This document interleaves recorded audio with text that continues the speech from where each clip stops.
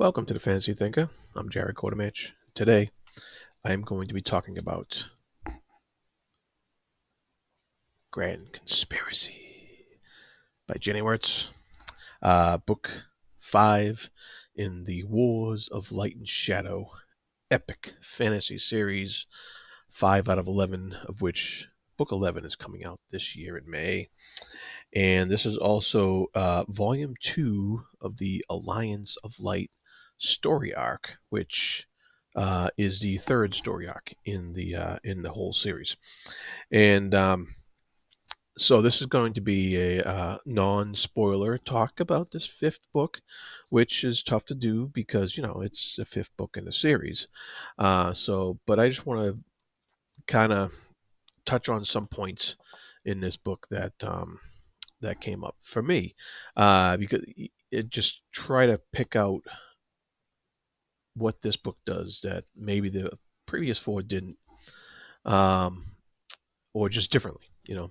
So what it does do is it continues a story from Fugitive Prince, with a very similar tone. It's dark, it's dreary. It has this undercurrent of manipulation from behind the scenes, that feel of criminality and dealings from behind closed doors.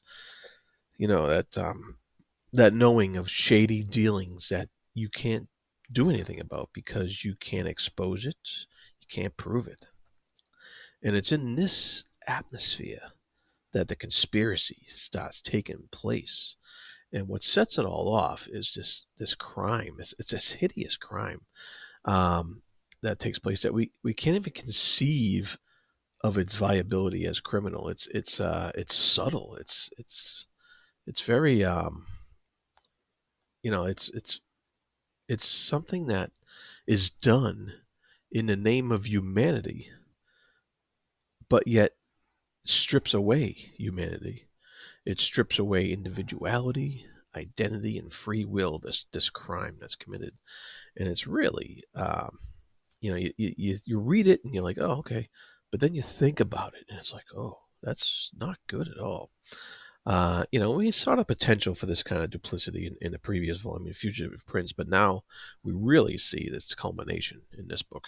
Um, like this, the grand conspiracies, like this, the central theme is about individual identity and how we have to fight off the imposition of outside forces to make us conform, to bend us to its will, and to rob us of choice. And within this setup, um, Grand Conspiracy does the job, though, that lifts us out of the dark corners of self doubt and brings forth a path to escape. And no matter how we are conspired against, we are able we're able to find a way out using compassion for others and love of life and freedom as tools, as weapons to use against the entrapment and self doubt and recrimination. Um, and so that's kind of the themes that are explored in here you know in a really wonderful manner.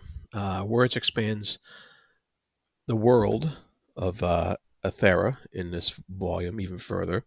There's some sections of culture and society in here that are related in just great detail, as one would expect from any long series. But of course, it's done in a style of prose that's just unmatched by anybody. Um, and as well, we learn more about how magic works and how it can be used for both good and ill. And we learn that magic is in more surprising places than you might imagine. And we learn what some of its limits are as well. We learn about both magic from the past, from non-human sources as well, and the present, where humans are a bit more involved. So that is, of course, also to be expected in a long, epic fantasy series. Um, Certain expectations we had about the capabilities of certain actors from previous volumes are kind of thrown into disarray in this book and have to be reevaluated. So that was very nice about this. Um, but this particular the plot in this book comes full circle.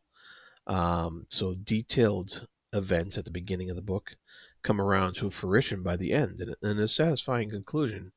So that if for some reason you were to read this book by accident, first read it first, uh, I don't think you would be completely lost because the plot itself is kind of self-contained. Of course, you'll have all these questions about how some of the characters got where they are now, and some of that stuff, and and some of the world setting stuff. But the main plot of the book would make sense, and so that's what I really liked about it is that you could read this book and you get a full story. And but if you've read the previous ones, you get an even bigger picture, which is great. So this volume, of course, also does its job in opening up many questions to the future and the upcoming books in the series. So that's all the non-spoilery thoughts I can put into this book right now. Uh, Great book, outstanding as always, with Janny Wurts' works and the Wars of Light and Shadow, especially. So be good to each other, and thank you.